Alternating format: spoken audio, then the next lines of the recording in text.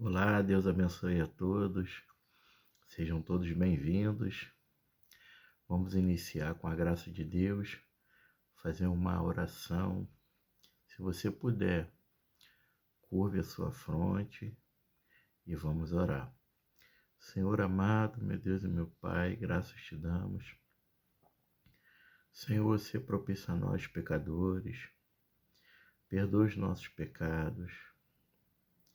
Esteja conosco, Senhor, que nunca se aparte de nós o Teu Espírito Santo. Pai, visita agora, Senhor, todos, Pai, que estão, aleluia, precisando de Ti, Senhor. Visita todo morador, Pai, da face da terra, Pai. Visita, Senhor, e livra do laço do passarinheiro, livra do laço do diabo, Pai. Tantas coisas que estão acontecendo, Pai. Que o Senhor venha, Pai, aleluia, interferir e ajudar, Tu és soberano, Pai. Desperta o Teu povo, Pai, para a Tua obra. Desperta o Teu povo para o Teu chamado de salvação, Senhor. Pai, visita agora os doentes, os encarcerados, os oprimidos, os sentenciados à morte, os desvalidos, aqueles que clamam por justiça. Batiza com Teu Espírito Santo, liberta, Pai. Cobre com Teu sangue carmesim. Vai fazendo a Tua obra, Pai. Aleluia. A Tua regeneração através do Teu Espírito Santo, através da Tua palavra. Desperta aquele, Pai, que tem consciência do pecado, sabe que está vivendo uma vida que desagrada os caminhos do Senhor, Pai. Aleluia.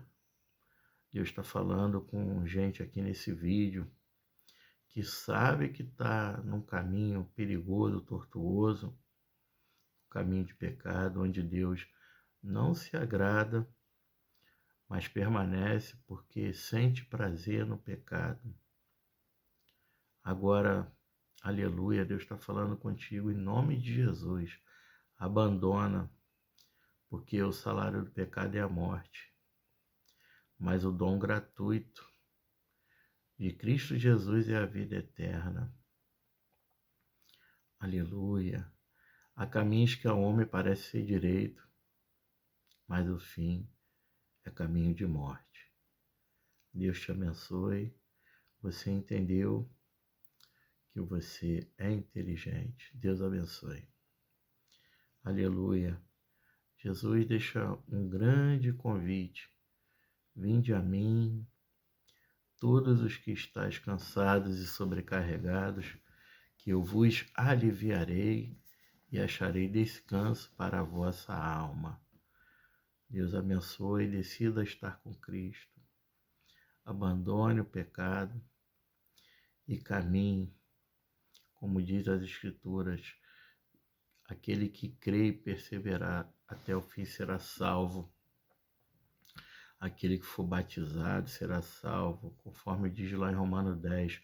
Confesse com a sua boca Jesus, se arrependa, confesse que Jesus veio em carne, padeceu, foi crucificado, ressuscitou ao terceiro dia, foi assunto aos céus, está à destra do Deus Pai Todo-Poderoso, intercedendo por nós. Deus te abençoe. Amém e graças a Deus. Vamos fazer menção aqui à palavra de Deus no livro de Romanos, capítulo 1. Se você puder, você abre a sua Bíblia ou o seu smartphone e vamos juntos aqui nos alimentarmos da palavra de Deus, que hoje em dia nós ouvimos várias coisas, né?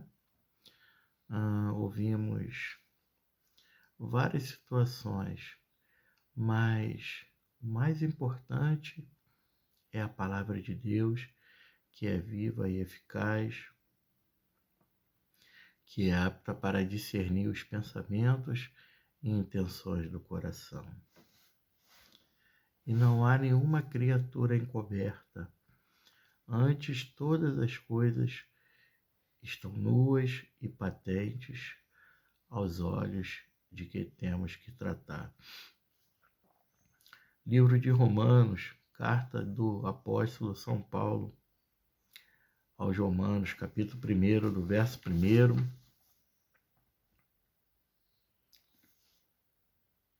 até o verso 17, querendo Deus. Saudação. Paulo, servo de Jesus Cristo, chamado para ser apóstolo, separado para o Evangelho de Deus, que ele antes prometeu pelos seus profetas nas Santas Escrituras,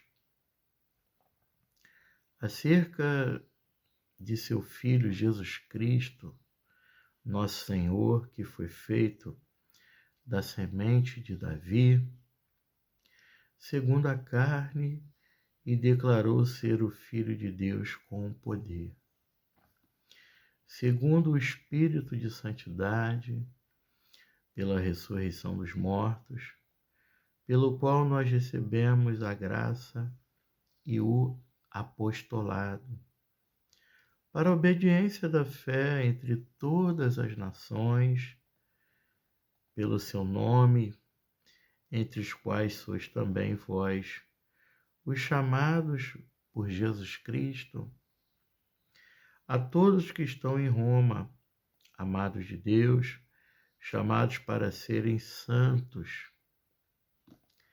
Graça e paz a vós, de Deus nosso Pai e do Senhor Jesus Cristo.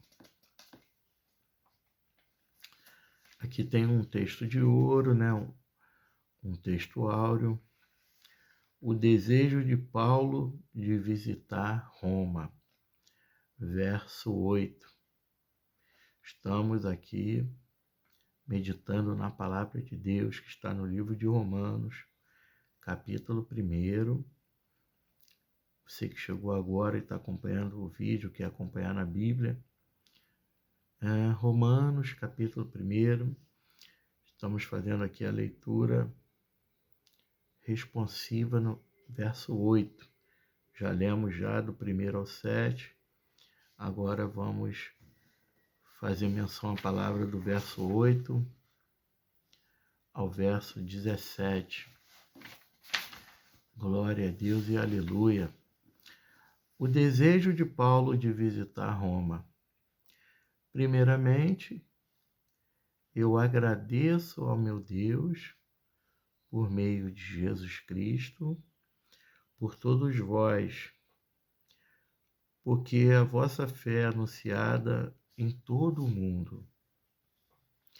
Pois Deus, a quem sirvo, em meu espírito, no Evangelho de seu Filho, é minha testemunha de como incessantemente faço menção de vós em minhas orações, rogando que de algum modo seja possível agora, por fim, ter uma próspera viagem para ir a vós na vontade de Deus, porque desejo ver-vos, para que eu possa transmitir a vós algum dom espiritual, a fim de que sejais fortalecidos, isto é, para que possa ser confortado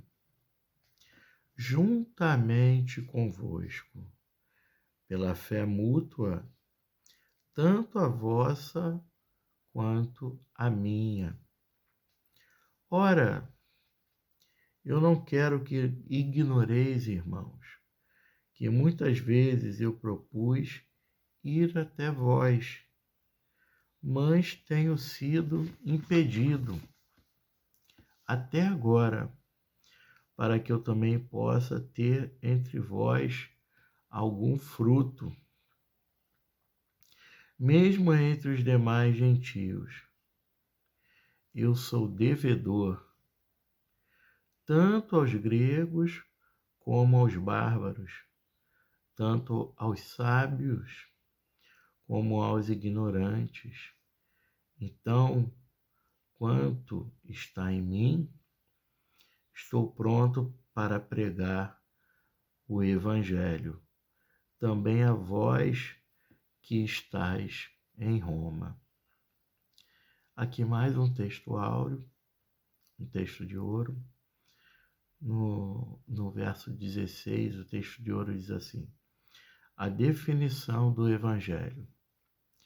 Porque eu não me envergonho do Evangelho de Cristo, pois é o poder de Deus para a salvação de todo aquele que crê, primeiro do judeu e também do grego, porque nele a justiça de Deus é revelada de fé em fé, como está escrito: o justo viverá pela fé. Louvado seja o nome do Senhor. Glórias a Deus. A leitura responsiva é até aqui, meus irmãos, e o Espírito Santo agora vai conceder aqui algumas explanações, querendo Deus, segundo a boa mão e segundo a boa vontade de Deus. O justo viverá pela fé. É de fé em fé, é de graça em graça e de glória em glória. Viver pela fé, meus amados, não é ausência de tribulação, ausência de intempéries, ausência de vida difícil, muito pelo contrário. Viver de fé em fé é viver literalmente na dependência de Deus. E isso é a melhor coisa, porque o nosso Pai, ele tem prazer de cuidar de nós. Ele tem prazer de, a cada dia, a cada instante, pegar nas nossas mãos e cuidar de nós, abrindo o nosso entendimento, dando força para nós batalharmos espiritualmente, dando força para nós trabalharmos e, aleluia, defendermos o nosso pão cotidiano honestamente, e o Senhor nos capacitando, enviando ali o sustento cotidiano. E como em outras epístolas, ao qual o apóstolo Paulo disse aqui abertamente: eu me glorio nas tribulações, porque a tribulação produz paciência, e a paciência produz experiência, e a experiência produz esperança, e a esperança não traz confusão, porquanto o amor de Deus está derramado entre nós. O justo viverá pela fé. A fé é a convicção que Deus enviou o seu Filho Jesus Cristo por amor de nós, para ser a propiciação, o holocausto, o sacrifício perfeito para a remissão dos nossos pecados. Remissão quer dizer compra, porque Deus amou o mundo de tal maneira que deu o seu Filho unigênito, ou seja, deu o seu Filho em resgate, comprou a nós com preço de sangue. Por isso nós não podemos rejeitar a cruz de Cristo. Essa rejeição quer dizer abnegação aos caminhos tortuosos do pecado, como diz lá em Provérbios. De que se queixa o homem? É uma pergunta. E para fazermos uma reflexão. Você está preparado para responder essa pergunta? Eu estou preparado para responder esta pergunta? A pergunta é: de que se queixa o homem? Qual é a sua queixa? A Bíblia responde. A Bíblia mesmo, ela pergunta e a Bíblia mesmo responde. Então, já parou? Já fez essa reflexão? Você já tem a sua resposta? De que se queixa o homem? A Bíblia responde: senão dos seus pecados e dos seus caminhos tortuosos. Ou seja, senão das suas próprias vontades carnais terrenas e dos seus caminhos tortuosos, que quer dizer das suas próprias escolhas. Das suas próprias escolhas, caminhos tortuosos, das suas próprias escolhas, sem antes orar a Deus, sem antes consultar ao Senhor Jeová, que está no céu. Lembra do povo de Israel, que muitas das vezes era um povo idólatra, um povo incrédulo, um povo que não consultava a Jeová para fazer a sua caminhada, para fazer a sua peregrinação. Antes, subia aos outeiros, adorava os postes ídolos, pediu a Arão para fazer um bezerro de ouro, e Deus fez tantas as suas maravilhas, aleluia, revelando a sua palavra no monte Horebe, ali no deserto, se manifestando em coluna de fogo à noite e durante o dia em coluna de fumaça, apareceu na sarça ardente. Deus a todo tempo, aleluia, mandou o maná para sustentar o povo, enviou carne, as codornizes para alimentar o povo, e o povo ainda vivia em desobediência, em obstinação. Obstinação quer dizer teimosia. Vivia em teimosia, teimando em fazer a sua própria vontade em detrimento da soberania de Deus, da vontade de Deus, que é a vontade do Senhor. Ela é boa, perfeita e agradável.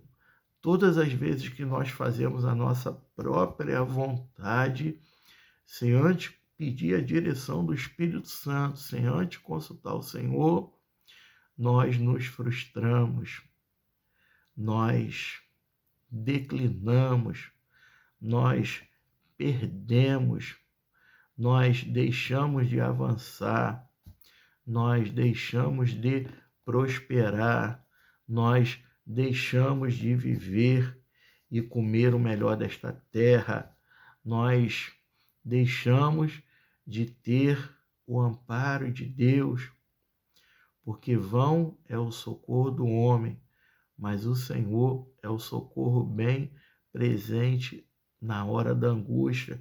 Deixamos de ter a alegria da presença do Espírito Santo, do amor de Deus, que toma todo o nosso ser e excede todo o entendimento humano.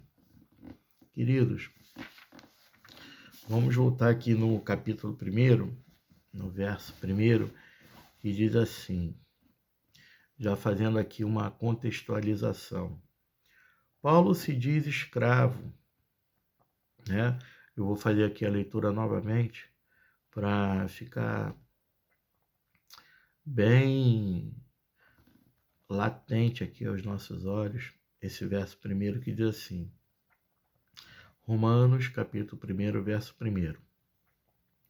Paulo, servo de Jesus Cristo, chamado para ser apóstolo, separado para o Evangelho de Deus. Glórias a Deus. Agora a contextualização. Paulo se diz escravo. A palavra grega doulos é incorretamente traduzida em muitas Bíblias como servo ou conservo.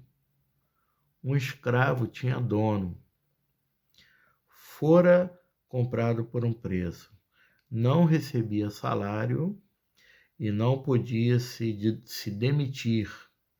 Um servo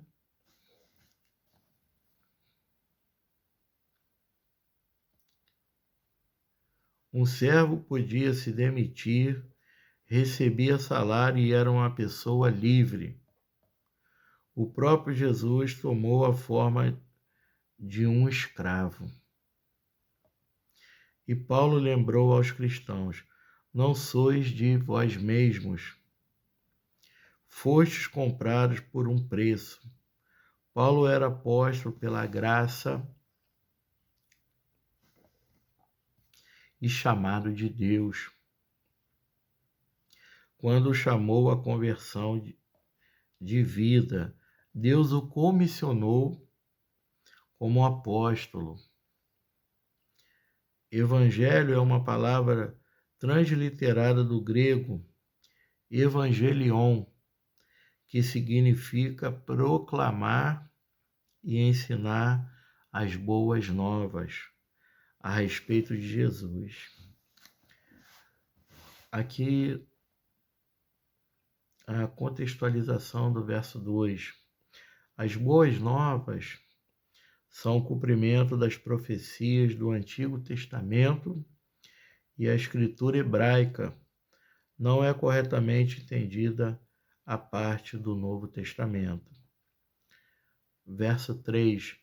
Jesus é Filho de Deus, em um sentido diferente do que são os cristãos, que também são chamados filhos, entre aspas, em razão do nascimento espiritual e da adoção na família de Deus.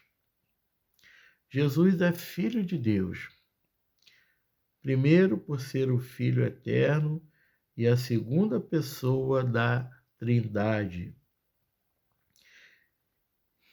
e segundo por ser o Filho encarnado que nasceu de uma virgem. Lembra que Jesus foi concebido do Espírito Santo, Maria, esposa de José, foi a escolhida, a agraciada por Deus para conceber Jesus Cristo, que foi, aleluia, nascido de forma miraculosa, de forma sobrenatural no ventre de Maria. Muito bem. Tendo sido concebido no momento em que o Espírito veio a Maria. Jesus também é o Filho messiânico, que veio da descendência de Davi. Segundo a carne é literalmente, ipsiliteris, literal, o termo que nessa perícope refere-se à verdadeira natureza humana de Jesus. Verso 4. Em sua humilhação, Jesus foi desprezado, rejeitado e tinha a forma de um escravo. Ele falou como o filho do Pai, mas foi perseguido porque também estava dizendo que Deus era seu próprio Pai. Igualando-se a Deus, na cruz, sua filiação foi questionada, mas o Espírito de Santidade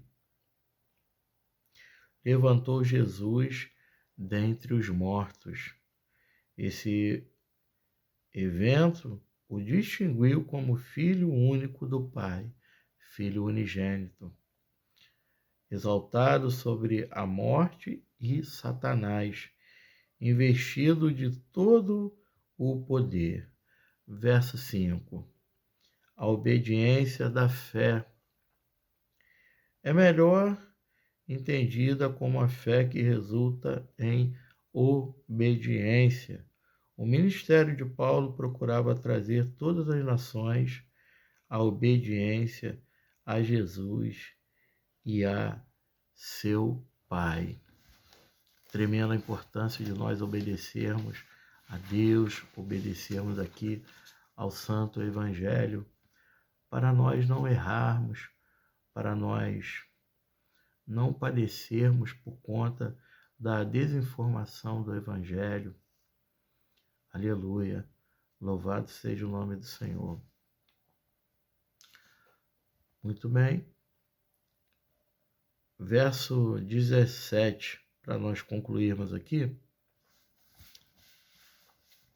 que diz assim, porque nele a justiça de Deus é revelada de fé em fé, como está escrito, o justo viverá pela fé.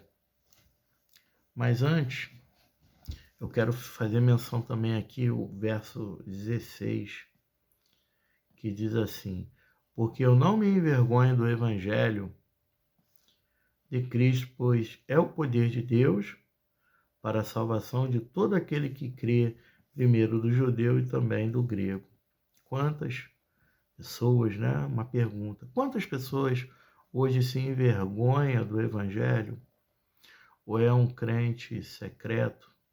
Ou é um missionário secreto? Ou é um servo secreto? Mas quando é questionado, você é cristão, muitas vezes nega ou podemos negar a nossa identidade. Como Pedro negou a Jesus. Tu és Galileu, você fala como um deles, você se veste como um deles. E Pedro negou. Pedro negou a Jesus 3 vezes antes que o galo cantasse 2 vezes. Pedro negligenciou a sua identidade e colocou a sua fé num nível muito reles, muito baixo. A sua fé ela não era genuína, porque uma fé genuína, ela dá, aleluia, a sua integridade física. Ele está disposto a tudo por amor de Cristo. Pensemos e reflitamos com relação à fé genuína em Jesus Cristo, a ponto de nós podermos dizer, eu não me envergonho do Evangelho, porque é o poder de Deus. Esse poder de Deus é a palavra dunamis, né? A pronúncia grega, que quer dizer poder. Aleluias, glórias a Deus. As palavras portuguesas dinâmico e dinamite vêm diretamente do substantivo grego dunamis, embora dinamite esteja bem longe do significado de dunamis. O termo dunamis pode significar poder, força, vigor ou habilidade. O verbo correlato dunamai significa ser capaz. Aqui no verso 16, por que alguém se envergonharia do Evangelho? À primeira vista, o Evangelho parece uma mensagem muito estranha. Diz respeito a um carpinteiro e mestre judeu que foi morto numa cruz por Pôncio Pilatos, governador romano da Judéia, em 26 e 36 depois de Cristo. A mensagem afirma que esse homem, Jesus, foi ressuscitado dentre os mortos e agora é Senhor. O Curios. Esse título usava-se para Deus na Bíblia grega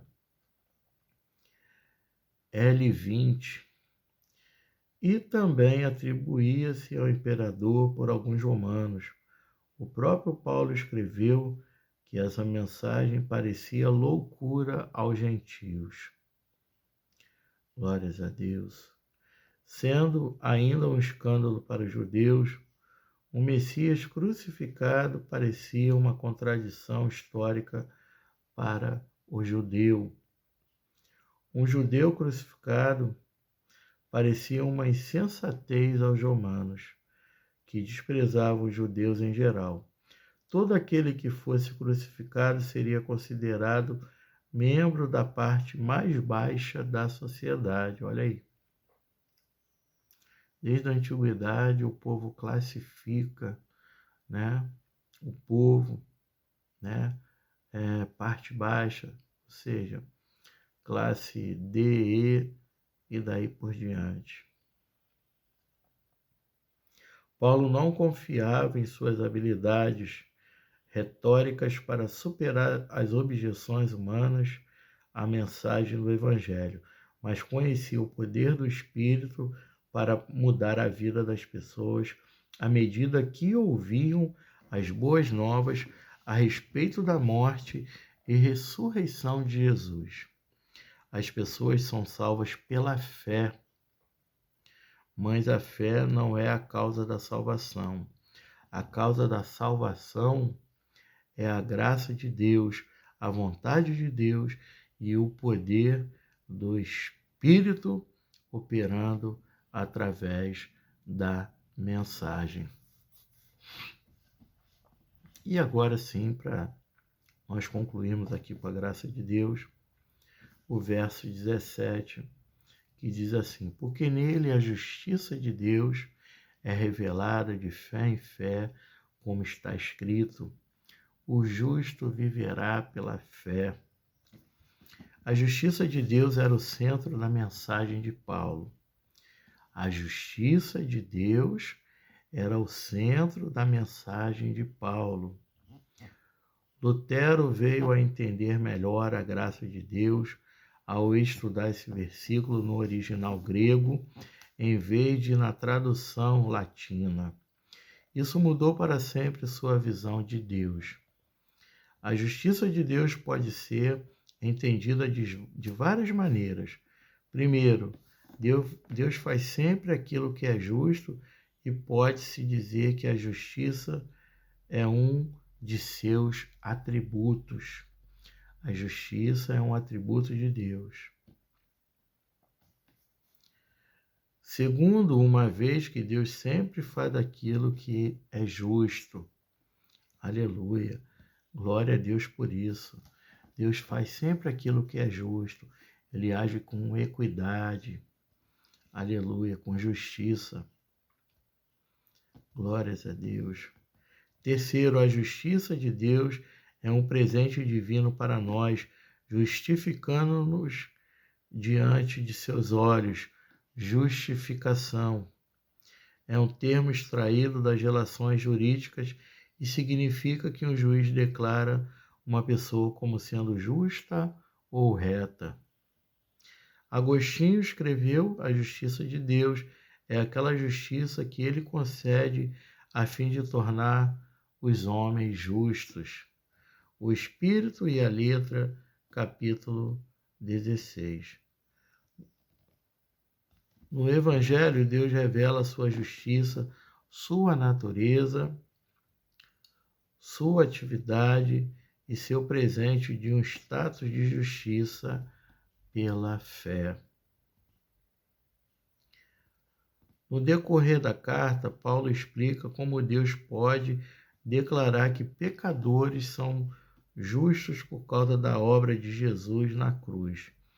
De fé em fé, enfatiza que todo o processo de ser declarado justo vem ao homem, do início ao fim, pela fé. Sem fé é impossível agradar a Deus. A fé vem ouvir e ouvir a palavra de Deus. Muito obrigado, Senhor Jesus, muito obrigado pela tua palavra.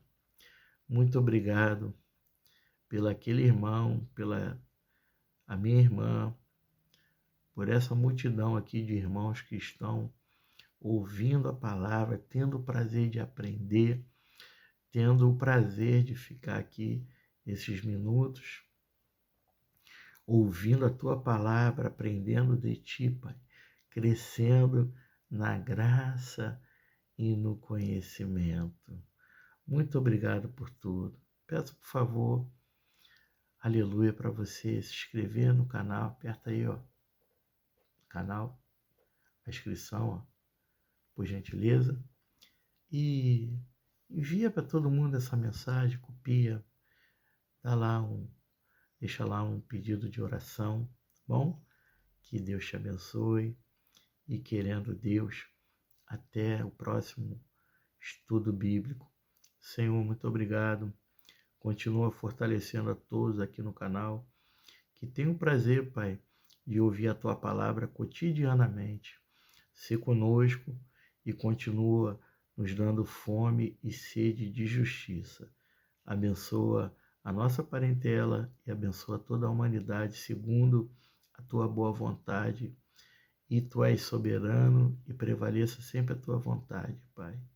Importa que eu diminua e o Senhor Jesus Cristo cresça mais e mais. Deus abençoe a todos e muito obrigado. E toda exaltação, glória, louvor, domínio, força, honraria, majestade, toda magnificência seja impetrado ao nome de Jesus Cristo. Graça e paz seja multiplicada.